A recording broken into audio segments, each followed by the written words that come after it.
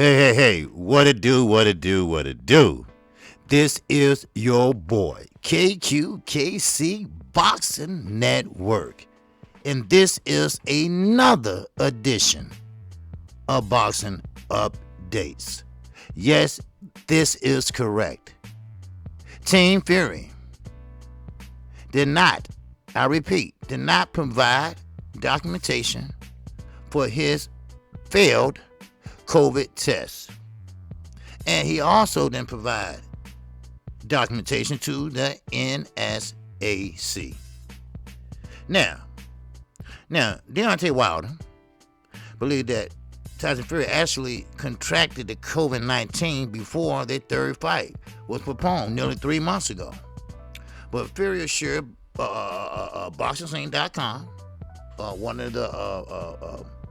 one of my sources I usually check out, during a recent interview, that he indeed tested positive for the coronavirus towards the end of an intense training camp for another WBC heavyweight title fight with Wilder that's supposed to take place back in July.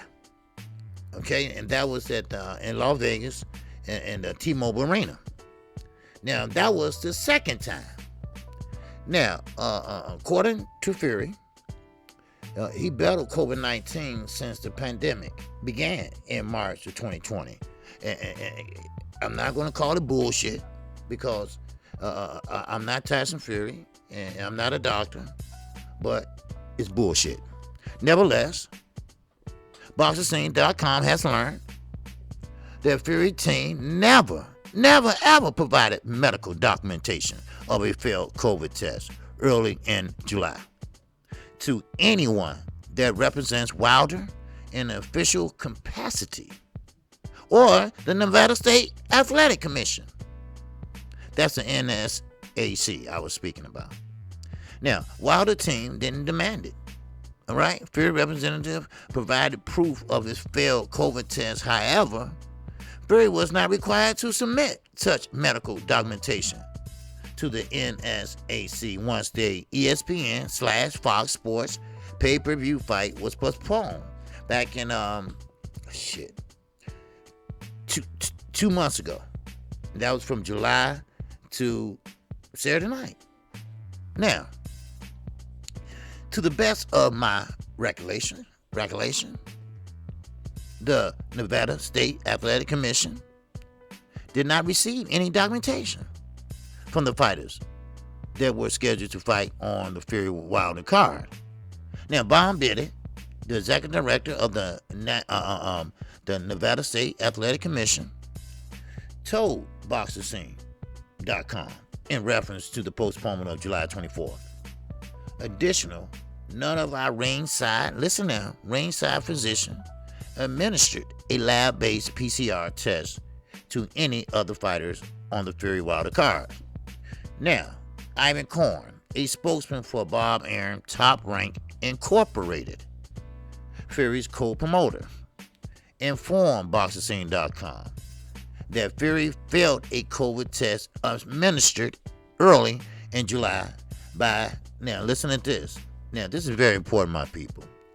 This is very important. Now, keep in mind, they work for Top Rank. They work for Bob Arum.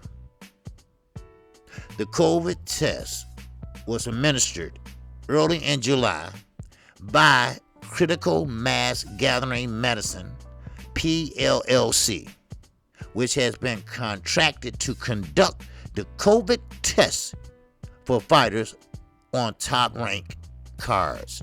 All their cards. Hello? One of the NSAC physician, Dr. David Obert, is a managing member of Critical Mass Gathering Medicine, PLLC. But Obert didn't administer Fury's COVID test. Tom Brown, the president of TGB Promotions, which represents Wilder, could not be reached for comment relating to Fury's failed COVID-19 test, and that was back in July.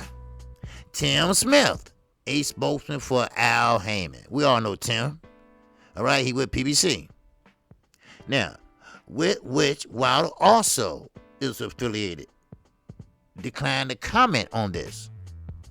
And of course, Wilder couldn't be reached for comment either. But the former WBC heavyweight champion stated during a recent episode of the PBC podcast that he believes Fury faked having COVID-19 to buy more time to prepare for their fight. And that is true. Now, if you had the COVID-19, you will have no problem whatsoever to provide documentation. Now, did Fury commit a crime? No. But he did try to make more time so he can have more time to prepare to fight Deontay Wilder, because he's been bullshitting all this time. He was trying to get a fight done with none other than Slickster, Fast Eddie Hearn. And now it's starting to backfire on his ass. And also, while we just, shooting the shit, Tyson Fury feels that he's had a rough training camp. He said he feels very, very terrible. Well, I tell you what, no excuses this fight. Win, lose, or draw. That's the end of it. If Wilder wins, so be it. If Fury wins, so be it. I will call that fight. I will call that fight straight down the middle with no bias. I'll have no personal, emotional involvement in neither one of these fighters. But I have to ride with my countryman. I have to ride with my brother, Deontay the Bronze Bomber Wilder. Now, of course, I can't control what they are doing on their side. Wilder told co-host Kenneth Burhan and Michael Rosenthal, I can't control whether this is a lie or it's the truth. You know what I'm saying, because I don't believe none of it. Nothing they have done. Now, let me give you my 2 cents. Yes, I believe that he was faking. I believe Tyson Fury wasn't ready.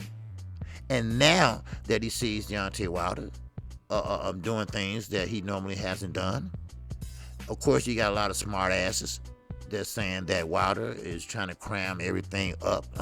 What's his name? Ricky Hatton. You need to worry about your son Campbell and trying to teach him how to fight. Because right now, even though he appeared on a main card because of your cronyism, you need to work with him. Take his ass back down to the amateurs, because he don't have no business up in the pros. Now, as far as Deontay Wilder, sure, we know you and Tyson Fury are friends, so what you have to say really doesn't matter. But I tell you, my people, I tell you, my brothers and sisters, Tyson Fury cheated. Yes, we know that. And he did not have the COVID in the time of the cancellation. If you did, you would have let the Nevada State Athletic Commission know that you did. And they dropped the ball on it. They should have asked for documentation. If we're going to postpone this WBC heavyweight championship fight, then we need to see some documentation. Because right now, we got a venue, we got a date, we got everything signed and sealed and goddamn delivered. But now, all of a sudden, big boy, 6'9", Tyson the Gypsy King Fury, he can't get his shit together because he's out there wilding. He out there acting a damn fool. So therefore, he had to postpone it because he always come in out of shape. He always come in with the fat rolling down on the kidneys. We already know that. We already seen that. But the point is, it's not fair to the other side. We talking about the other side, the other opponent. We are talking about Team Wilder. It's not fair. It's not fair at all. Now, I know what you're going to say. Hey, KQ, is it fair that he called him a cheater? Yes, it's fair. God damn it, because you got documentation. Ain't nobody that ball up a fist in a glove that's wrapped tape wrapped around your hand should be flopping like a fucking United States flag. All right, I'm sorry. I just got to give it to you straight like that. You know me. You know what I will say, and you know how I do it. All right, I tell it straight down the line. I told you I have no goddamn emotional ties to no fighter in this country, and no other country at that. So there you go. Another edition of Boxing Updates. Yes, Tyson Fury has not proven, has not shown any documentation that he had the COVID-19, and he don't have any documentation that said he failed. Only thing that he has is a say-so by a doctor that's paid for and bought by none other than Top Rank Incorporated, Chairman Bob Arum.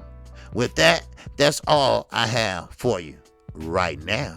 With that, I will see you tomorrow at 12:30, lunchtime, baby. Yes, we were talking about Canelo. He is still a documented cheat. Yes, it has been proven. Yes, the Nevada State Boxing Commission said that discipline suspension stands as it is. Now, the WBC can clear him all they want.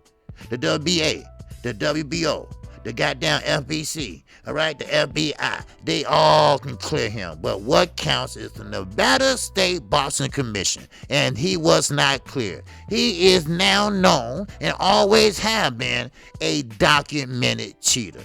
There you go. You will see the thumbnail as I pretty much put it up there. All right, with that, that's all I have. I am your boy, KQKC Boxing Network. Shout out to the almighty LDBC. Shout out to all New Media's Row. Shout out to all my subscribers. I love you, baby. Yes, I do. I love all my supporters. They always support me and my daughter. And they know when I mean my daughter, they know what that means. If you haven't subscribed to this network, you might as well do it now. I'll wait. And don't forget, I come on Monday through Friday, 12:30 p.m. lunchtime. Saturday mornings, I talked all week. It's your turn. It's a call-in show, 10:30 a.m. Call in. Talk to the singing OG. Then, yes, of course, this Sunday is going to be a fire show. A fire show. It's called The Morning After. The Morning After show. We will cover fight by fight. We will be discussing the blow by blow. We will be discussing all the statistics and every fight that took place on Saturday night. This is fight night. This is fight week, people. And you might as well, let's get ready for this big ass ride. Oh, it is on for October the 9th. It is on for whole October. It's on for November. It's on for December. Baby, we have finished the year on the top of the scale. And with that, that's all I have. I'm about to move on to the next one. With that, I'm out of here.